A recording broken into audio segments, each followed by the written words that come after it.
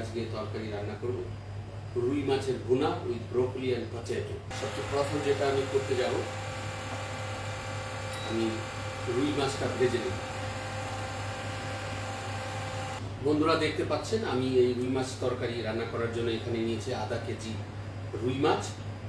সেটা আমি আগে থেকেই salt, pepper, turmeric, little bit chilli seasoning করে রেখেছি।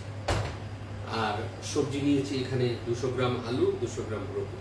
সস তৈরি করার জন্য পেঁয়াজ নিয়েছি 300 গ্রাম, পেঁয়াজ কুচি, ফ্রেশ জিরা 1 টিস্পুন, নর্মাল জিরা আধা টিস্পুন, কিচেন কিং পাউডার আধা teaspoon, garlic powder 1 teaspoon, ginger powder 1 teaspoon, হলুদের পাউডার 1 টিস্পুন, ধনিয়া পাউডার 1 টিস্পুন, লবণ পরিমাণ মতো, চিলি পাউডার 1 টিস্পুন, টমেটো বাটা, ফ্রেশ টমেটো বাটা নিয়েছি 150 মিলিলিটার। এইগুলো দিয়েই আজকে আমি রুই মাছের ভুনা তৈরি করব। সো ফ্রাই প্যান খুব গরম হয়ে গেছে, এখন আমি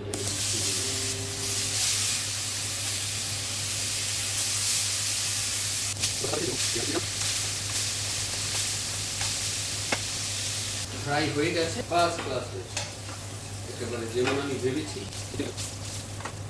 এর মধ্যে আমি জিরা ঢেলে দিলাম, তারপর পেঁয়াজ,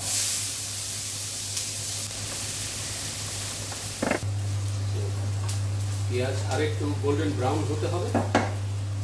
পরে আমি এর মধ্যে বাকি উপকরণগুলি ঢেলে দিয়ে সুন্দর করে রান্না করবো যতক্ষণ পর্যন্ত আলু একটু নরম না হয়। ব্রোকলি পরে ঢালবো। বন্ধুরা দেখতে পাচ্ছেন আমার পেঁয়াজ একেবারে গোল্ডেন ব্রাউন হয়ে গেছে।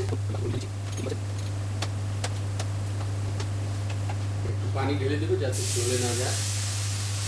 তো ফার্স্ট ক্লাস হয়েছে। এখন ঢেলে দিচ্ছি তেজপাতা,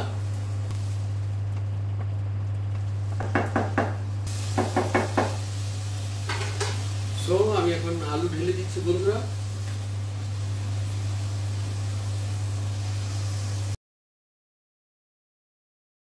পানি ঢেলে দিলাম, ঢেকে দিলাম।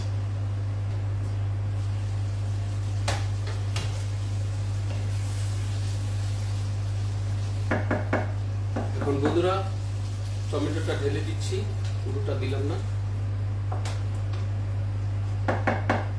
ঝোল দিয়ে দিলাম। এখন ঢেকে দিচ্ছি। এই আলু এবং সবজি রান্না হতে সময় লাগবে 15 থেকে 20 মিনিট। সেই পর্যন্ত বন্ধুরা সাথেই থাকুন।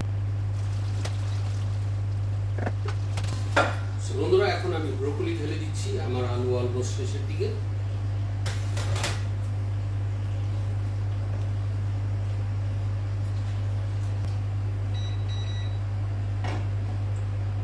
রুই মাছের ভুনা পরিবেশনের জন্য প্রস্তুত হয়ে গেছে। এখন আমি এর মধ্যে মাছ ঢেলে দিচ্ছি।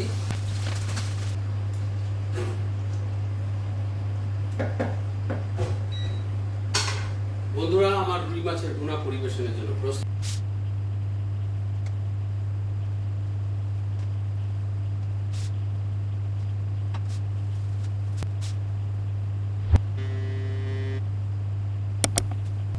বন্ধুরা আমার রুই মাছ ভুনা পরিবেশনের জন্য প্রস্তুত হয়ে গেছে। আবারও দেখা হবে নতুন কোনো রেসিপি নিয়ে। সেই পর্যন্ত সবাই ভালো থাকবেন এবং সুস্থ থাকবেন।